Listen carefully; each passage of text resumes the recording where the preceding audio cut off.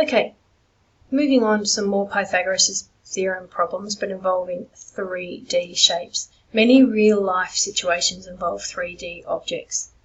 In diagrams of 3D objects, right angles may not look like right angles, so it's important to redraw sections of the diagram in 2 dimensions where you can clearly see the right angle. So let's look at this first example.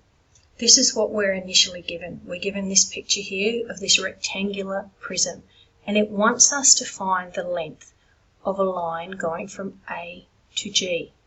So from A down to G. What you can see on this second diagram, that they've then shown that if we drop a line there and a line there, which you can see over here, let's redraw it. We have a right angled triangle. This is E, this is A, this is G. Just take your time to look at that and see how I've pulled that right angled triangle out and made it a 2D shape. We're asked to find AG. We don't know either EG, but we know A to E is 5 centimetres. Okay, for Pythagoras' theorem, to find a third side you need 2 sides. You need to already know 2 sides, which we don't know here. So at the moment, we do not have enough information to find AG. But what I'm going to do is I'm going to draw this rectangle here. Okay, so I'm going to draw that in here. It is a rectangle.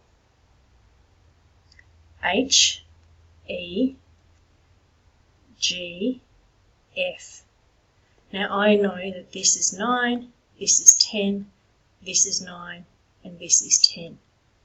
If I draw a line from E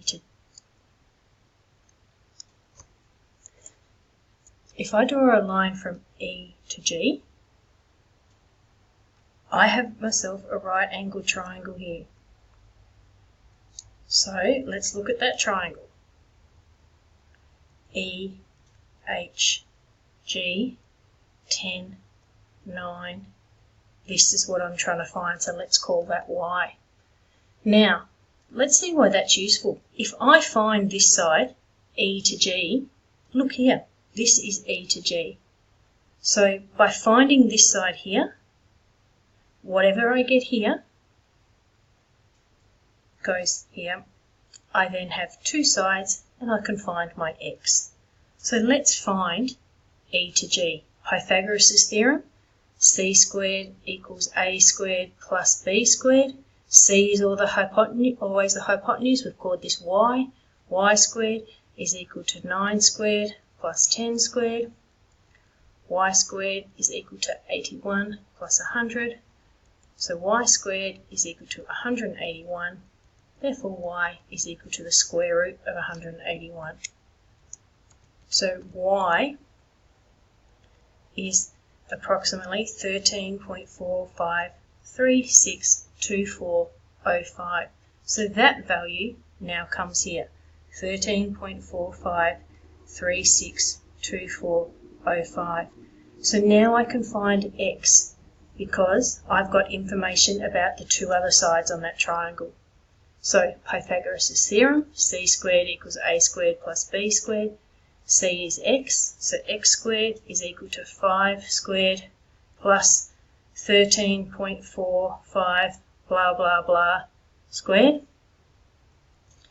X squared is equal to 5 squared is 25 and 13.45362405 squared is 181. So X squared is equal to 25 plus 181, which is 206. So X is equal to the square root of 206, which is,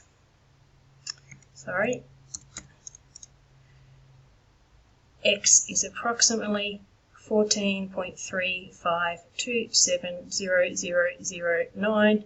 Going back, it wants the length of X, which was AG, correct to 2 decimal points. 1, 2, look at the third, it's a 2, That's less than 5, so our 0.35 stays as 0.35. So x, or AG, is approximately 14.35, and it is centimetres. So let's look at our next example. We have a right-angled wedge of cheese. A rectangular base, 14 centimetres by 8 centimetres. It's 4 centimetres high at its thickest point. An ant crawls from B to D, and it wants to know how far does the ant walk. What they've done is, again, made a right angled 2D triangle here. It's been drawn here. B, E, D. We are trying to find B to D. We're trying to find how far this ant has crawled. We know that this is 4, but we don't know the distance E to D, so we don't know that either. We can find E to D. What they've done is the rectangular base has been redrawn out here, and we know that this is 8, this is 8, this is 14, this is 14. Let's put a diagonal line in from E to D. Let's find that. We have enough information. You can see we have a right angle triangle here, 14, 8, and X. So we've got enough information to find E to D.